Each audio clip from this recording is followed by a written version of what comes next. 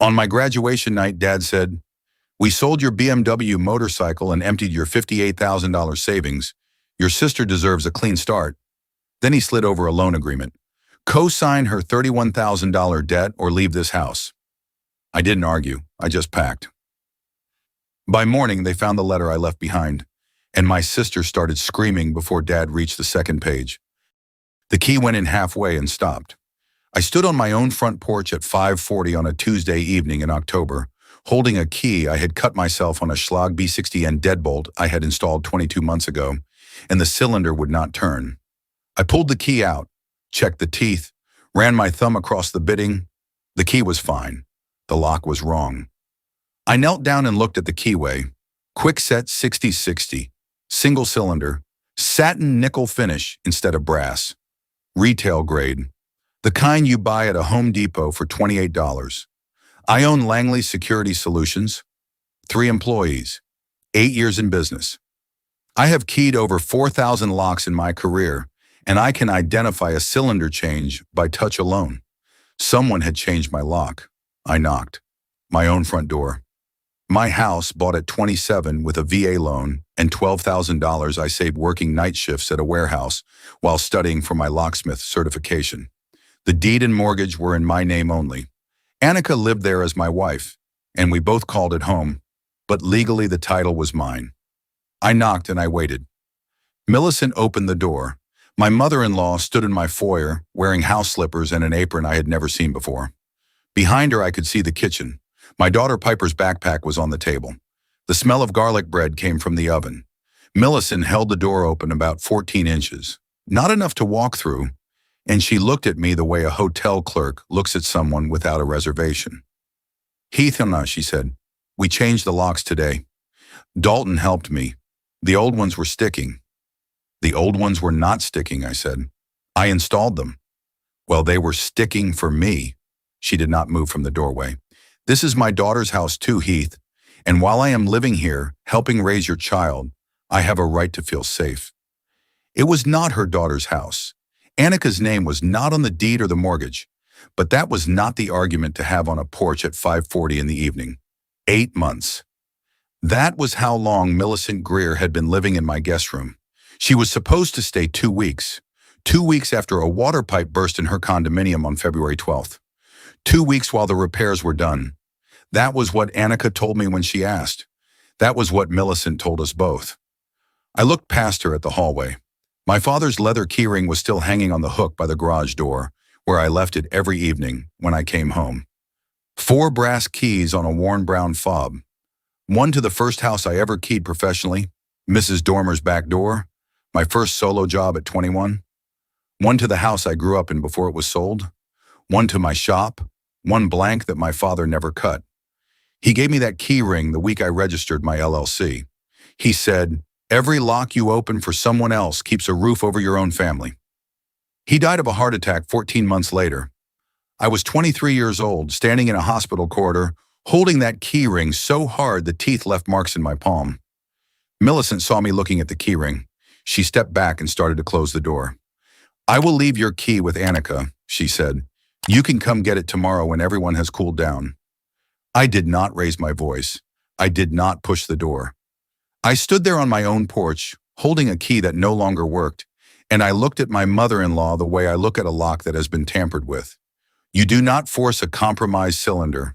You document it, note the brand and model, and then you build your case. "Millicent," I said, "I am going to ask you one question. Where is my daughter?" "Piper is doing her homework in the living room. She is fine." "Good." I put my key back in my pocket. "I will be back." I walked to my work van, a white Ford Transit with Langley Security Solutions on both sides. I sat in the driver's seat and opened the security app on my phone. My house has 4 cameras, 2 visible, wired to the NVR in the basement, a doorbell camera that looks like a standard mount but feeds to my cloud server, and a garage motion sensor with a wide-angle lens covering the driveway and side yard. All exterior. None of them pointed into bedrooms, bathrooms, or private rooms. I installed them when I started the business, and I use the house as a demo for commercial clients. The cloud backup runs 24 hours, 7 days. overwritten every 60 days. I pulled up the feed from that morning. At 11:14 a.m., the doorbell camera recorded Millicent Greer and her son Dalton Greer standing at my front door with a Quickset 6069 still in the blister packaging. Dalton had a screwdriver. Millicent held the new keys. The whole swap took 9 minutes. Dalton did not even use the right driver bit. He stripped one of the hinge screws. I could see it in the footage. I scrolled back further. Over the past 2 months, the doorbell camera had recorded Millicent walking to the mailbox on 6 separate mornings between 7:15 and 7:40 a.m., before Annika left for work, before I came downstairs. She removed envelopes, carried them inside, and on 3 of those mornings she sorted through the stack on the kitchen counter and slid certain pieces into her purse. The envelopes were addressed to me and to my business, not to her. At least 2 had been opened and resealed. One was a certified notice from my supply house that Annika later found tucked inside Millicent's dresser drawer, behind a stack of magazines. My property tax notice, my homeowner's insurance renewal, a certified letter from Granger Lock and Hardware. I almost called Annika right there. My thumb was over her name on the screen, but I looked at the key ring hanging from the rearview mirror hook, where I keep my backup set, and I heard my father's voice. Every lock you open for someone else keeps a roof over your own family. I was not going to open this one until I knew every pin in the cylinder. I drove to Olin's house. Olin has worked for me for 8 years. He is 54. Before locksmithing, he spent 11 years as a corrections officer at a medium security facility outside Columbus. He does not talk much. He does not comfort people. He acts.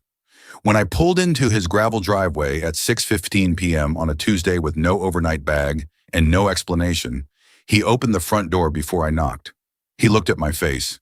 He stepped aside and pointed at the couch. He did not ask a single question. He heated leftover chili on the stove, set the bowl on the coffee table, and went to bed. At 6 the next morning, Olin set a coffee on the table and sat down across from me. I spent 11 years watching men lose their houses from inside a cell, he said. You are not inside a cell. You have keys, cameras, and a lawyer who owes you a favor. Start there. That one sentence straightened my spine. If you are listening to this and you have ever let someone stay just for 2 weeks, hit subscribe to Family Secret Tales because you already know how this ends. Let me take you back to February. February 14th, Millicent arrived with 2 suitcases and a garment bag. She hugged Annika in the foyer and said the plumber told her 7 to 10 days. I carried her bags to the guest room. I made space in the bathroom cabinet. I did not mind. She was my wife's mother. She had been widowed for 9 years. She lived alone in a 2-bedroom condo in Gahanna, 15 minutes away. This was family. This was 2 weeks. By week 3, the plumber still had not started. Millicent said he needed another week to order a part. I offered to look at the pipe myself. I have done residential work. I know water damage. She said her building's HOA required a licensed plumber, not a locksmith. That was the first time she said locksmith, the way someone says janitor. I noticed the tone. It landed somewhere between my ribs and stayed there. Annika was standing right there. She did not correct her mother. I let it go. By mid-March, Millicent had rearranged my kitchen cabinets. She moved the plates to the upper shelf where Piper could not reach them and put her own tea set on the counter where the coffee maker used to be. She bought a new shower curtain for the guest bathroom without asking. She started answering the doorbell when delivery drivers came, signing my name on packages. When I asked her not to sign for my business deliveries, she told Annika I was being difficult. On March 18th, I picked Piper up from school and she told me she had ballet class on Thursday. I had not enrolled her in ballet. Neither had Annika. Millicent had driven to a studio 20 minutes away, walked in, filled out a registration form, and signed it as guardian. She put my credit card number on the autopay without asking. The monthly fee was $160. When I found the form and canceled the enrollment, Millicent told Annika at dinner in front of Piper, "Your husband is controlling."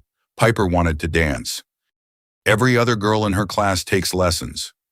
But Heath knows best, I suppose. My 6-year-old looked at me like I had taken something from her. That look cost me something I cannot put a dollar figure on. A child does not know that her grandmother enrolled her without permission. A child knows only that her father said no to ballet. I almost said something that night. I was standing at the kitchen sink, washing a pot Millicent had left soaking, and the anger was so close to the surface I could feel it in my jaw. I could feel it in the tendons of my hands. But Piper was in the next room playing with her stuffed rabbit, and I told myself it was temporary. She would leave. The plumber would finish. She would go back to her condo. She was never going back. I just did not know it yet. By May, Dalton was visiting every weekend. Millicent's son, 29 years old, unemployed for the third time in 2 years. He never brought food. He never offered gas money. He ate dinner at my table, watched television in my living room until midnight, left dishes in the sink, and slept on my couch with his shoes still on. Some weekends he stayed until Monday afternoon. One Sunday in June, I came home from a job at 3 p.m. and found Dalton in my garage going through my tool cabinet. He had a Schlage commercial core in his hand, a $140 unit, and he was turning it over like he was checking a price tag. When I asked what he was doing, he said he was looking for a screwdriver. There were 4 screwdrivers on the pegboard behind his head. I took the core from his hand and put it back in the drawer. He walked inside and opened a beer. My beer. Annika said nothing. She had learned from her mother that silence was easier than confrontation. I said something once, one time, and Millicent cornered me in the hallway while Piper was in the bath. "He is my son," she said. "He lost his apartment. Where is he supposed to go? You have room. You have a guest room, a couch, and a dining table that seats 6. You use 3 chairs. I think you can afford to share." By July, I noticed charges on my commercial supply house account that I had not authorized. My business account at Granger Lock and Hardware. 14 years of clean history. I called Bennett, the branch manager, and asked him to pull the receipts. "We have 6 invoices since April," Bennett said. "Total is $11,600.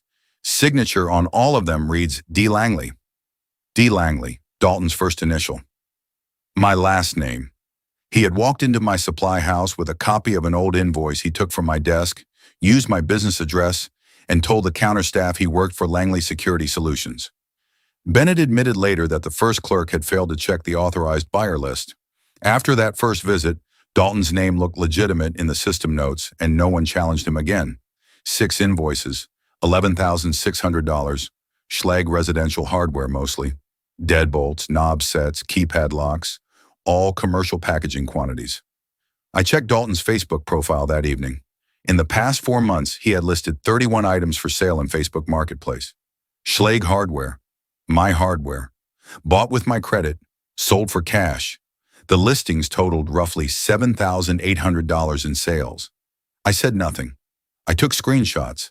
I downloaded the invoices. I saved every listing with timestamps. That is how I work. You do not kick the door in. You map the pins, you find the master key, then you turn it. The night I was locked out, after reviewing the camera footage at Olin's kitchen table on his old Dell monitor, I called Prescott.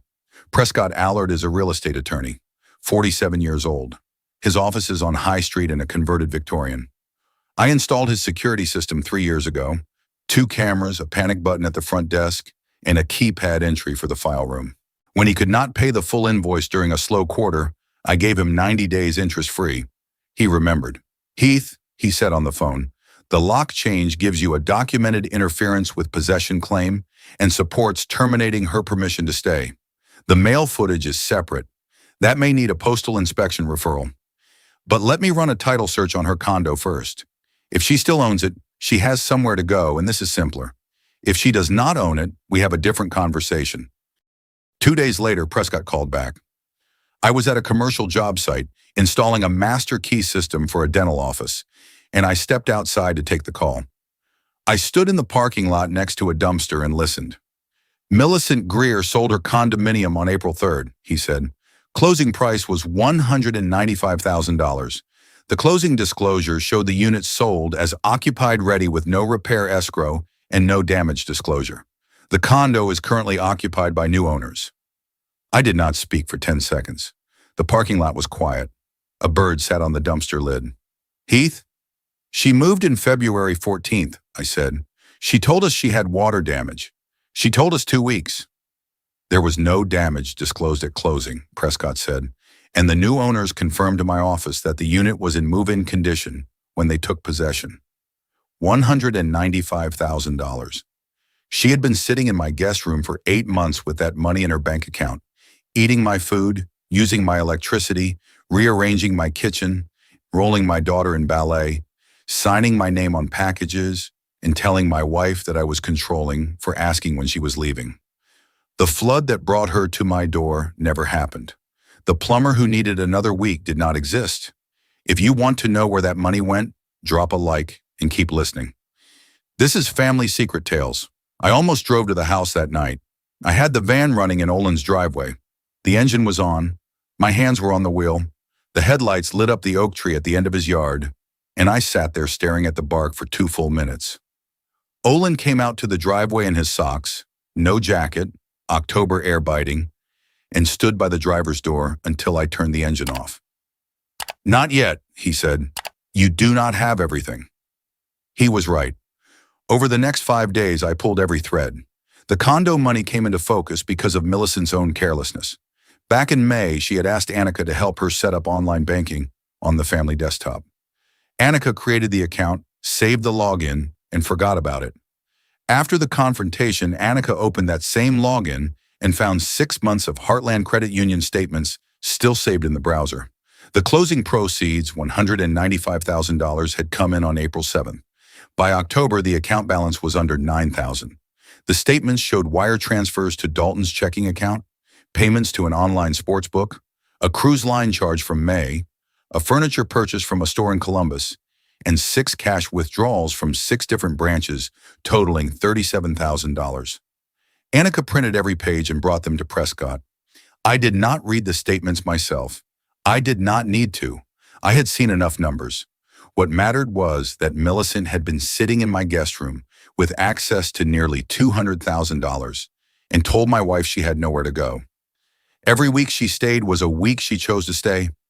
Every plate she moved, every piece of mail she took, every boundary she crossed was a decision made by a woman who could have rented any apartment in the county the day she arrived. The payday loan. Dalton had applied for a $4,200 loan on June 8th using my business address as his residence and listing Langley Security Solutions as his employer. The application included my company's EIN, which Dalton copied from an invoice he found on my desk, and a photo of a forged employment letter on my company letterhead that he had printed from a template he found in my office printer tray. The loan was approved. The money went to an online sports book. The mail interception. My homeowner's insurance renewal had been in one of those intercepted envelopes. The premium lapsed for 11 days before I caught it through my agent's automated email system. 11 days my family went uninsured.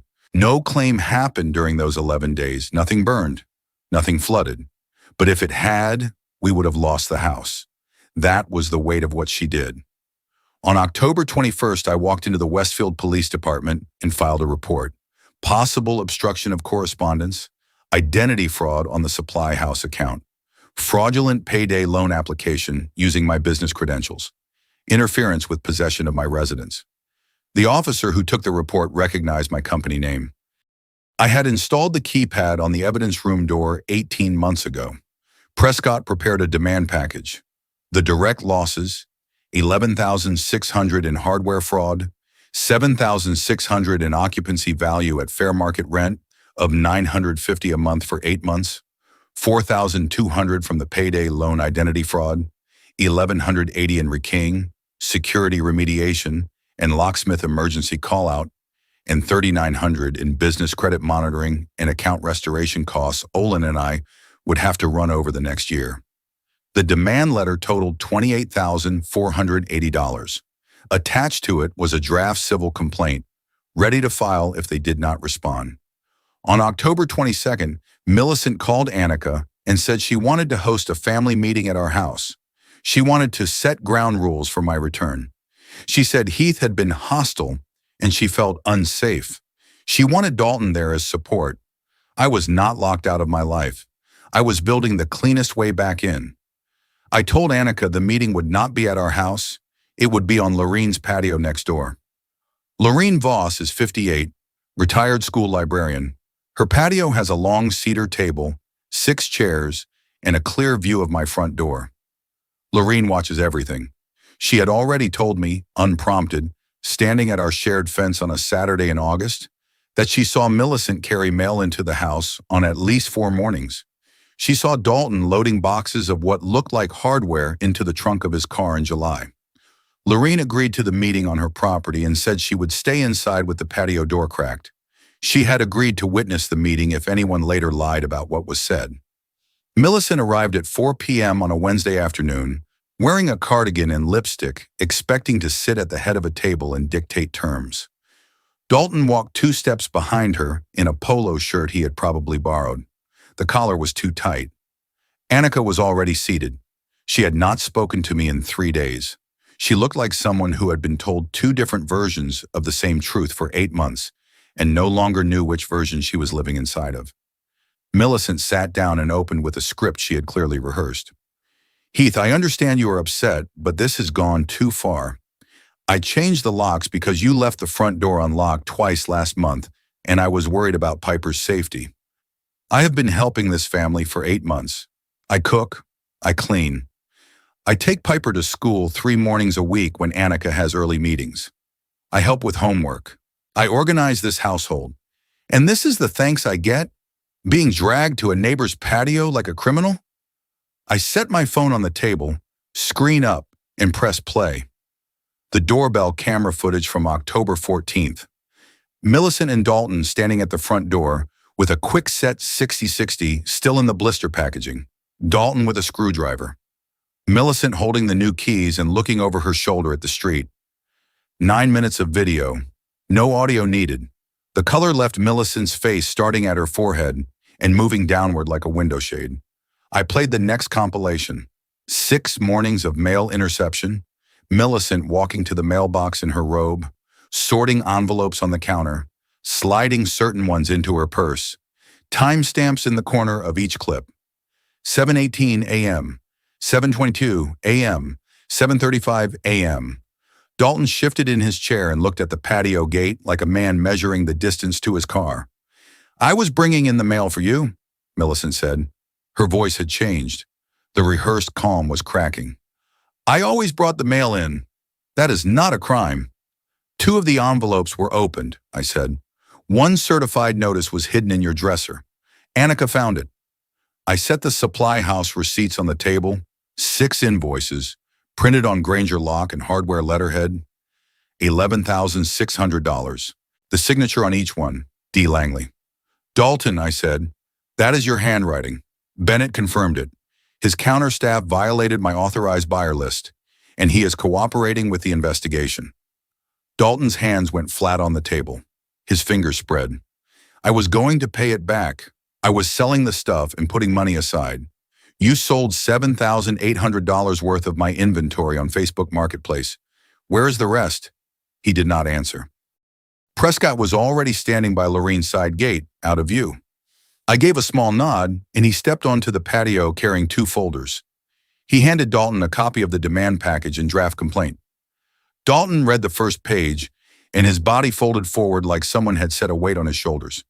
He sat back down in the chair he had half stood from, and he did not stand again. Prescott handed Millicent the second folder. Demand letter, $28,480. She did not open it. I turned to Millicent.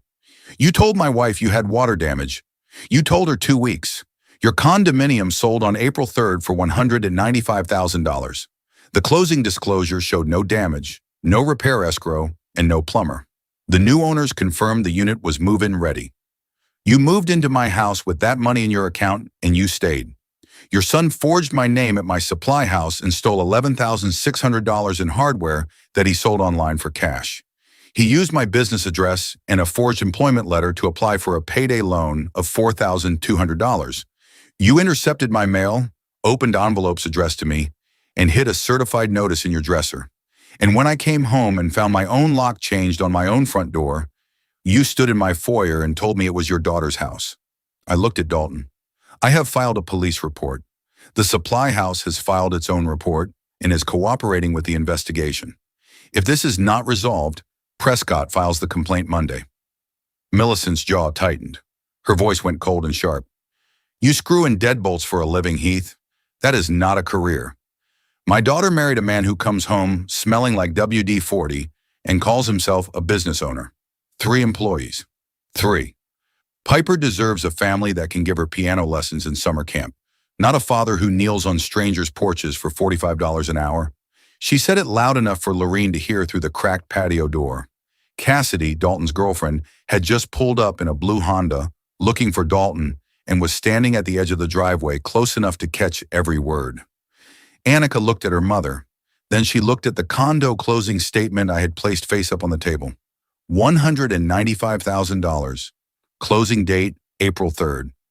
"You had money the whole time," Annika said. Her voice was barely above a whisper, but in the silence of that patio it carried. "You told me you had nothing. You told me you were scared. You cried in my kitchen and said you did not know where you were going to sleep."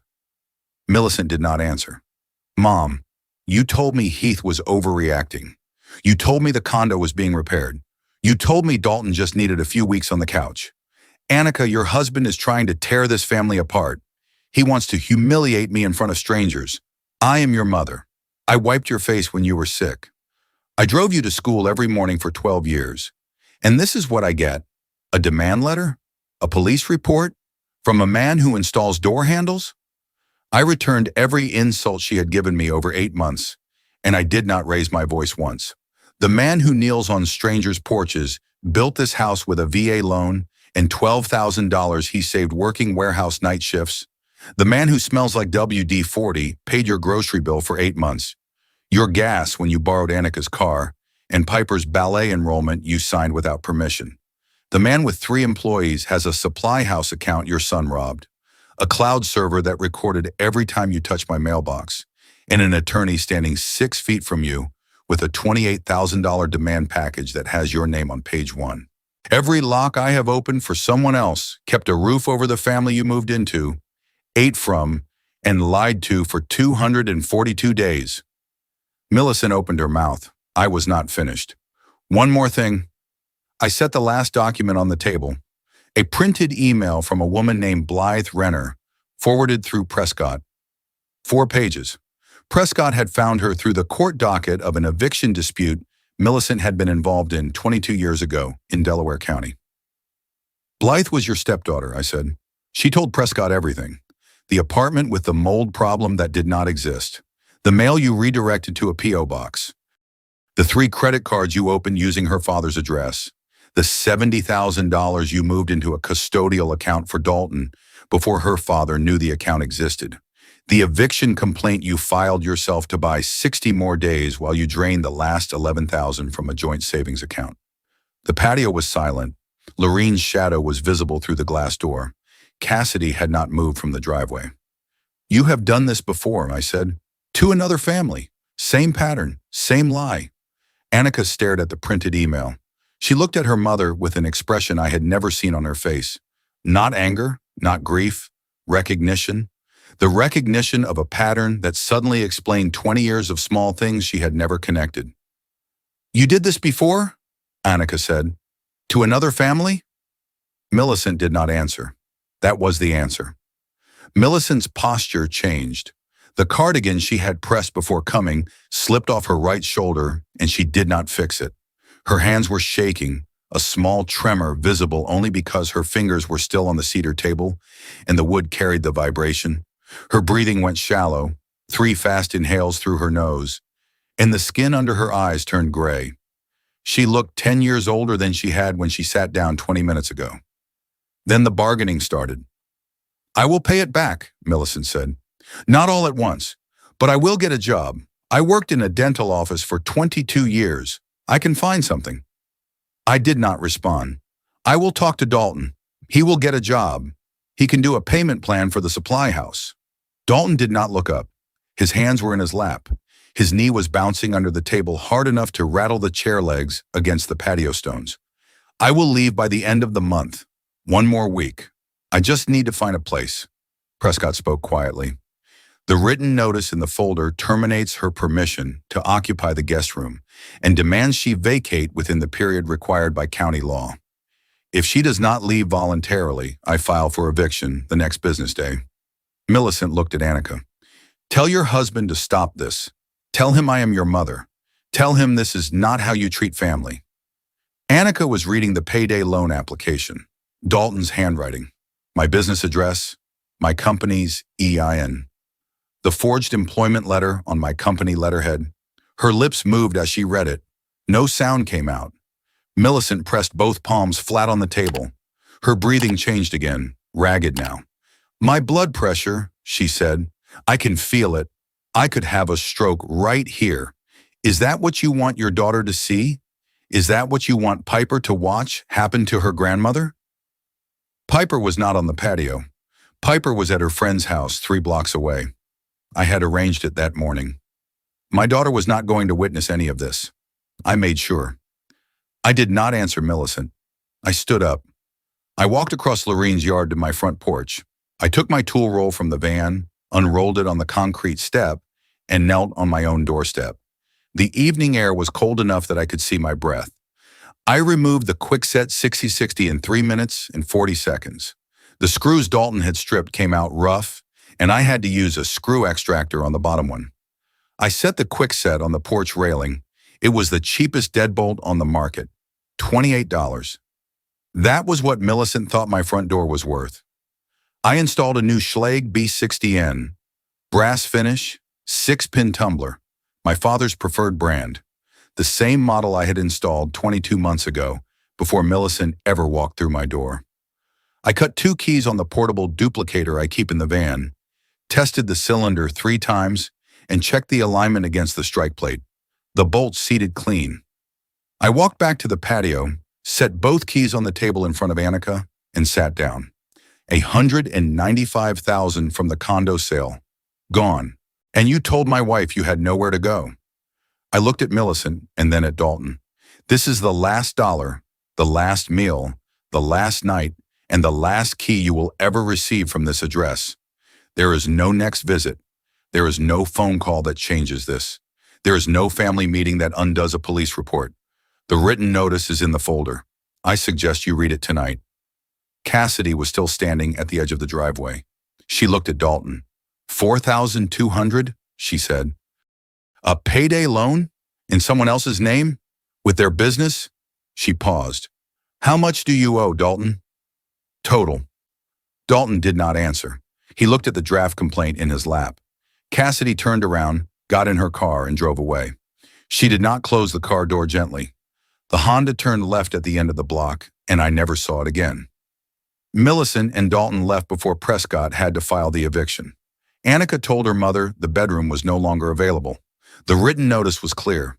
Legally, Millicent could have forced the process and stayed longer. She did not. She packed her 2 suitcases, her garment bag, the apron, and the tea set she had placed where my coffee maker used to be. She did not take the shower curtain she bought for the guest bathroom. I threw it in the trash the same evening. Here is what happened after. The supply house filed its own report and cooperated with the police investigation. Bennett's attorney also filed a civil claim against Dalton for the $11,600 plus legal fees and collection costs. Dalton did not respond within the 30-day window. Bennett's attorney moved for default. The judgment was entered in mid-December. Bennett's attorney obtained a bank attachment. After exemptions were processed, Dalton lost the small balance he had left. There was not much to take. My business credit file now carries a fraud alert. Dalton's credit report carries the collection account and lender notes connected to the disputed payday loan application. Cassidy later told Annika that Dalton had been denied by 2 apartment complexes and was sleeping on a friend's couch.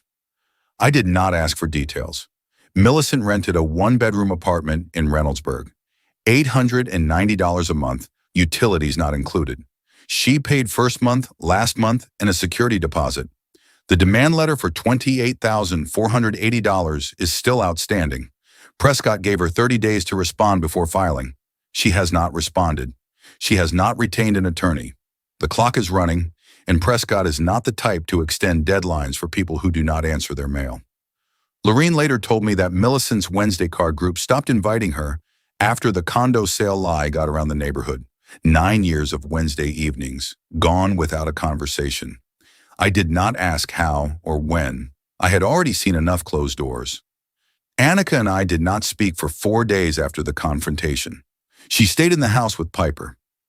I stayed at Olin's, Not because I was locked out anymore, but because Annika asked for space. She was not angry at me. She was angry at herself for not seeing it. On the second night, Olin set a plate of reheated spaghetti on the table and said, "She is not angry at you. She is angry at what she missed. Give her the room to finish." On the fourth evening, my phone rang at 8 p.m. "Come home," Annika said. That was all she said. I drove the 12 minutes from Olin's house to mine. The porch light was on. The new Schlage deadbolt caught the glow. I unlocked my own front door with my own key, and the cylinder turned smooth and clean, the way it should. We sat at the kitchen table. Annika had moved it back to its original position, 2 inches away from the window where Millicent had pushed it. The coffee maker was on the counter again, in its spot, plugged in. The tea set was gone. The cabinet shelves had been reorganized. Piper's plates were back where Piper could reach them. Annika told me she had called Blythe Renner herself. They spoke for 2 hours. Annika heard the full version, every detail from the beginning. The apartment with the mold that did not exist. The car title, the redirected mail, the 3 credit cards, the $70,000 funneled into Dalton's custodial account. The joint savings drained to zero on the last day. "She has done this before," Annika said. She was not crying. She was past that. She was sitting in the wreckage of a lie her mother had built around her since February, and she was looking at it the way I look at a lock that has been rekeyed without authorization. Every pin out of place. "I know," I said. "How long did you know before you told me?" 5 days. I needed the evidence to be complete before I showed you anything. I did not want you to have to take my word for it. I wanted you to see the documents yourself." She was quiet for a long time. Then she said, "I let her move the coffee maker." It was such a small thing to say, but I understood exactly what she meant. Every small thing Millicent had moved, rearranged, and replaced in our house was a version of what she had done to Blake's father's house 22 years ago. The coffee maker was just the one Annika noticed first. If this story reminded you that your house is your house, share it with someone who needs to hear that. This is Family Secret Tales. 1 month later, late November, the leaves on the oak in the front yard are gone. The branches are bare and clean against a gray sky. The porch light is on. I am sitting on the front step with Piper. She is eating an apple and wearing her school jacket and her rain boots, even though it is not raining. She likes the boots. They have frogs on them.